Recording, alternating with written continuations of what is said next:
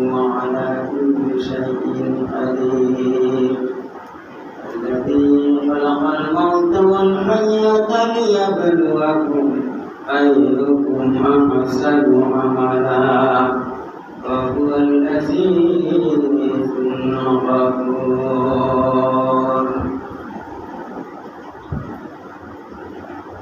ويقول النبي عليه الصلاة والسلام القبر أواد من منازل آخر فإما سمعه فقد وشت منه وإليه جملهم. وقال تعالى في شان حبيبه مخبرا وعامرا إن الله وملائكته يصلون على النبي يا أيها الذين آمنوا صلوا عليه وسلموا تسليما. اللهم صل على محمد وعلى آل محمد كما صليت على إبراهيم وعلى آل إبراهيم إنك حميد مجيد. اللهم بارك على محمد وعلى آل محمد كما باركت على إبراهيم وعلى آل إبراهيم إنك حميد مجيد. الحمد لله.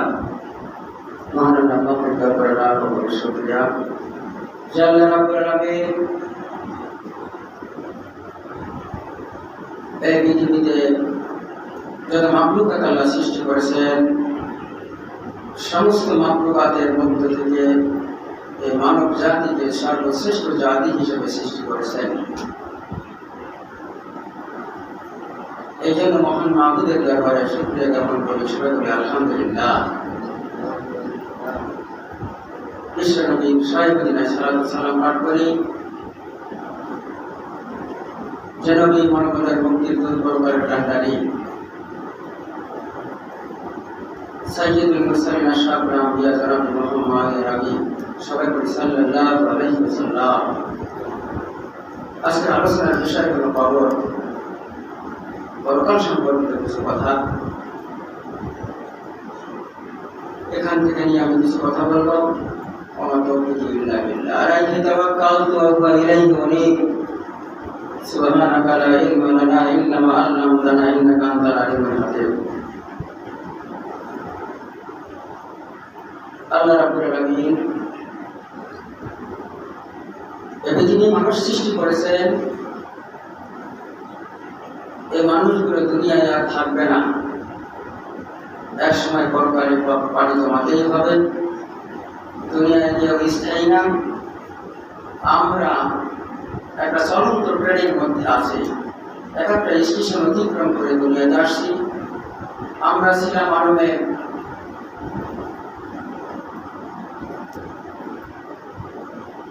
প্রভু জগতে ছিলাম, সেখান থেকে আসছে আরবে এই নাজুদিতে আসছে, দুনিয়াতে আসছি।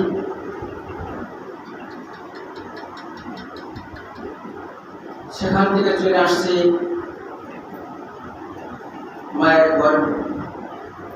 মায়ের গর্ভ থেকে দুনিয়া অতিক্রম করলাম।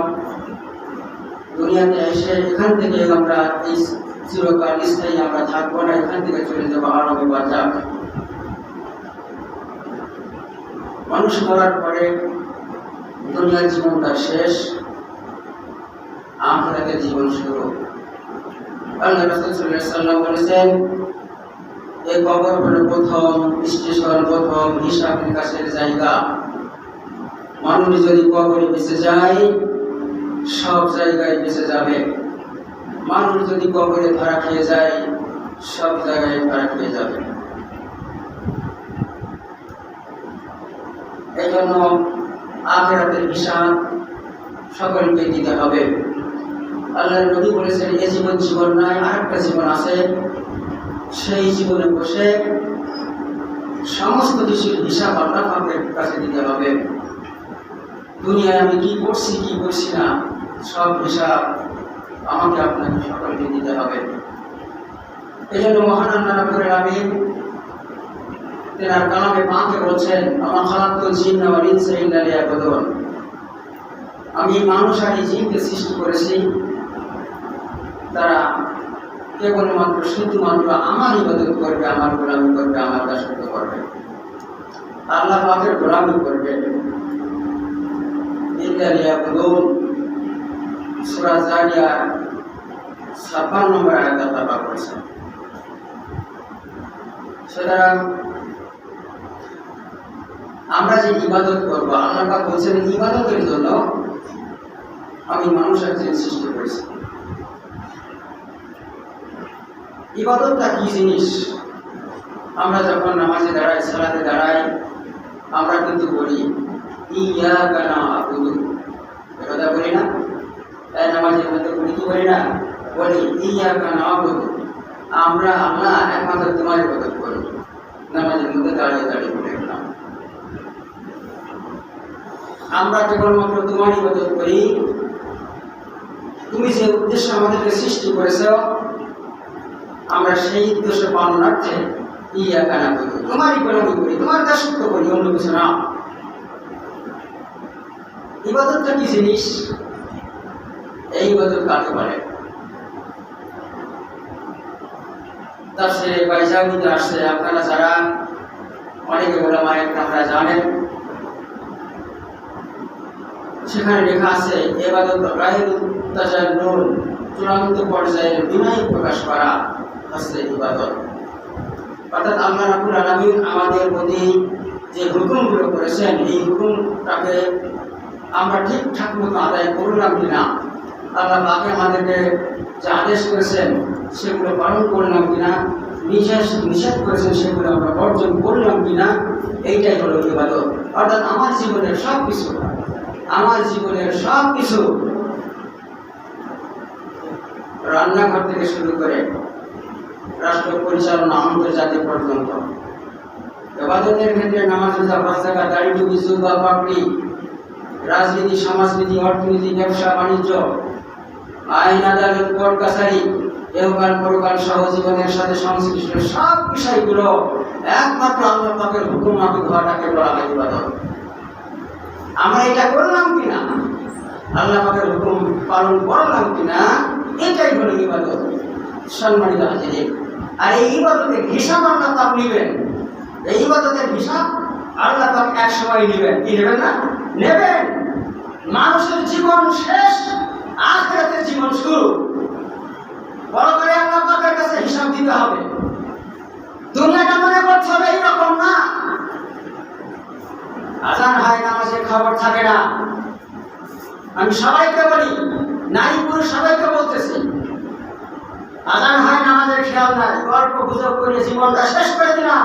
আরে তোমার বয়স হবে 100 বছর, 20, 30, 40, 100 বছরের বেশি কয়জন মানুষ আছে?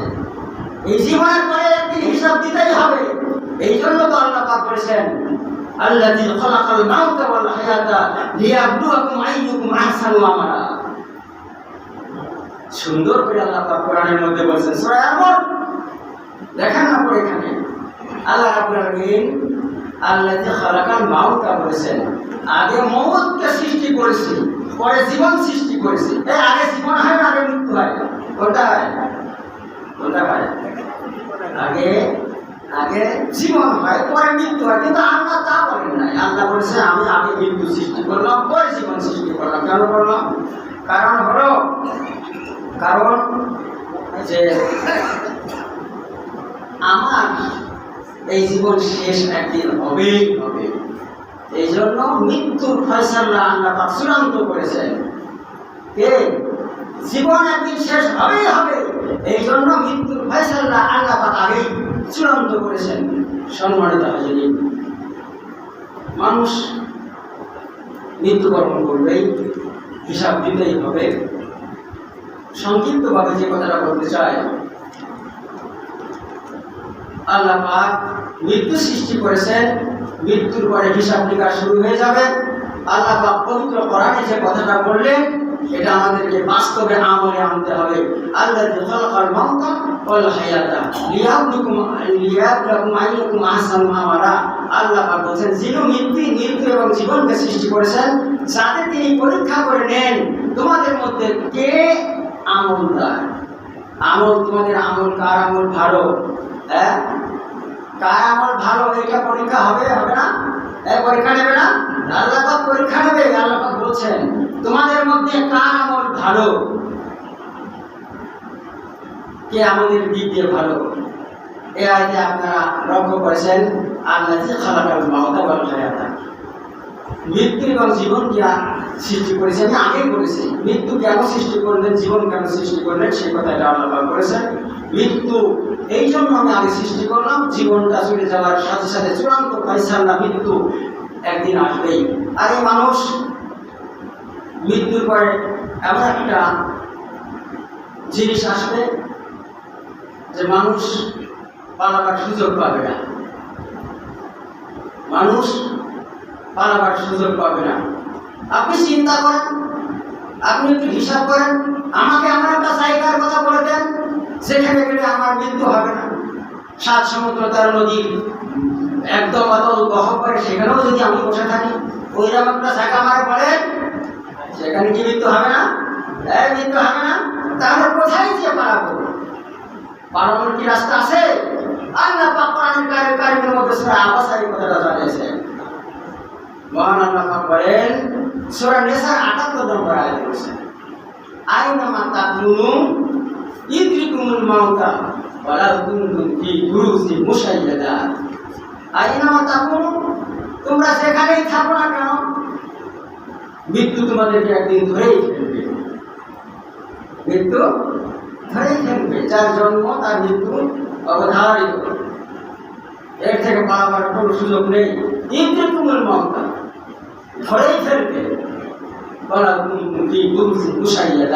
আল্লাহ পাক বলেছেন, সুদৃঢ় দুর্গের মধ্যে যদি থাকো, কোথাও অট্টালিকার মধ্যে যদি তোমরা থাকো, সেখানে মৃত্যু কেউ ঠেকাতে পারবে না। এমনি ভাবে কোরআনে সূরা জুমার 8 নম্বর আয়াতে আল্লাহ পাক এই কথা বলেছেন। সম্মানিত হাজিরিন, মহান আল্লাহ পাক বলেন, কুল ইন্নাল মাউতাল্লাযী তাফিরুনা মিনহু ফাইন্নাহু মুলাকীকুম। ও নবী মুহাম্মদ সাল্লাল্লাহু আলাইহি সাল্লাম, আপনি বিশ্ববাসীকে জানাই দেন,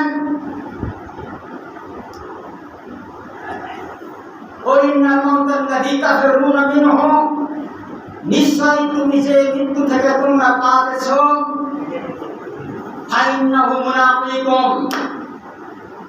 ওই মৃত্যু তোমাদের সাথে একদিন মুলাকাত করবে। তোমাদের সাথে একদিন সাক্ষাৎ হবে, মুলাকাত হবে। মুলাকাত কি পিছন দিক দিয়ে হয় না সামনাসামনি হয়? সামনাসামনি মৃত্যু একদিন এসে যাবে। আল্লাহ পাক সেই কথা বলতেছেন, ফাইন্নাহুম মুলাকীকুম, মৃত্যু একদিন তোমাদের, মৃত্যুর সাথে তোমাদের মুলাকাত করতেই হবে।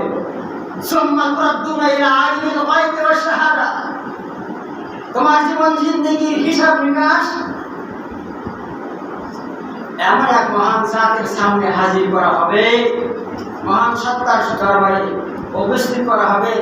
আলিমুল গায়বি ওয়াশ শাহাদা, যিনি তোমাদের দৃশ্য অদৃশ্য সব কিছুর খবর রাখেন। দৃশ্য অদৃশ্যের খবর রাখেন কে? আল্লাহ। সব কিছুর হিসাব।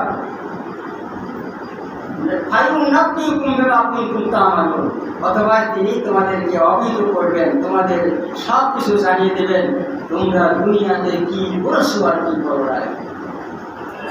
মনে করতেছ দুনিয়াতে ফাঁকিবাজি, চালাকি, লুটতরাজ, অন্যায় যা কিছু করলাম, এগুলো তো আল্লাহ দেখবে না। মরার পরেই তো সব কিছু শেষ। এই আল্লাহকে দেখা লাগবে না। আল্লাহ আপনার হিসাব নেওয়ার জন্য, আপনার যখন জন্ম হয়েছে তখনই কিন্তু 2 জন প্রহরী রেখেছে, আছে না? এই আমরা জানি তো, 2 জন প্রহরী আমার আপনার কাছে আছে, কিরামান কাতিবিন, আছে না? সম্মানিত লেখক বিন্দু।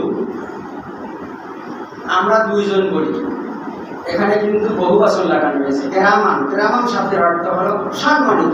কাতিবিন কাতাবার বহু বছর, লেখক বিন্দু। আল্লাহ দুইজনও বলতে পারে, আরো বলতে পারে, তাই না? আমরা দুইজন ধরে নিই। লেখক বিন্দু আল্লাহ পাক আমার আপনার জন্য নিষিদ্ধ করে রেখেছেন।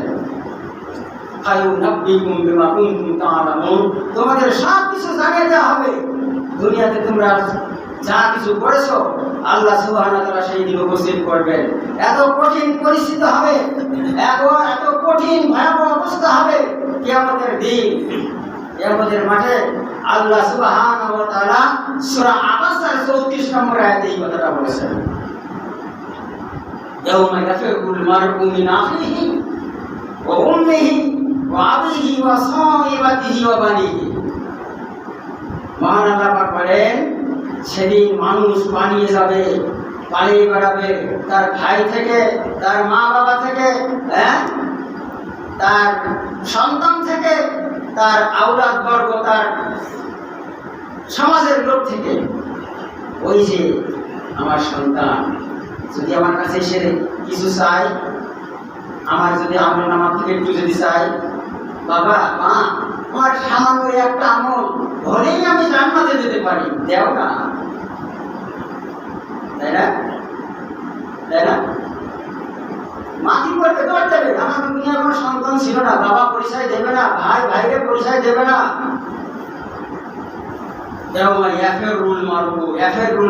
ইয়াফিরুল শব্দের অর্থ হলো খাইছে মাদুর। দেখবে ভাইকে, ও দুনিয়ায় ভাই ছিল, ও দরদের ভাই রে, ভাইকে দেখে মারবে তোর। সন্তান, মা বাবা কত কষ্ট করে সন্তানকে মানুষ লালন পালন করেছে, এত কষ্ট করে বড় করেছে, মানুষ বানিয়েছে। ওই শয়তান সন্তান পরিচয় দেবে না, মা বাবার পরিচয় দেবে না। কোথায় আছে? গত সপ্তাহে বলেছিলাম, কুল্লু নাফসিন বিমা কাসাবাত রাহিনা। যার যার হিসাব তাকে দিতে হবে, বলেছিলাম না? যার যার হিসাব তাকে দিতে হবে। নেতা কর্মীর হিসাব দেবে না, কর্মী নেতাকে হিসাব দেবে না, পীর সাহেব মুরিদের হিসাব দেবে না, মুরিদ পীর সাহেবের হিসাব দেবে না। কেউ কারোর পরিচয় থাকবে না। ইয়াফিরুল মারউ মিন আখিহি, ভাই মারবে তোর, ওয়া উম্মিহি, মা বাবা দেখে তোর মারবে, ওয়া সাহিবাতিহি ওয়া আবিহি, কেউ পরিচয় দেবে না। সম্মানিত হাজিরিন, সেদিন তারা তাদের প্রত্যেকেই নিজেকে নিয়ে তারা ব্যস্ত থাকবে। কেউ কারোর কোনো পরিচয় থাকবে না, রাখার সুযোগও থাকবে না, সুযোগ রাখবে না। অবস্থাটা কেমন হবে? কঠিন মুসিবতের দিন হয়ে যাবে। তখন কঠিন মুসিবতের দিন যখন হয়ে যাবে, মানুষ পঙ্গপালের মতো ছুটতে থাকবে, কোথায় গেলে আমার বিচার হয়ে যায়, কোথায় গেলে আমি একটু নাজাত পাই। এই কি আমাদের আজাবার বছর, বিভীষিকাময় আজাবার বছর তো আর সহ্য হয় না। আল্লাহ যাতে আমাদের বিচার হয়ে যায়, কোথায় গেলে বিচার পাবো?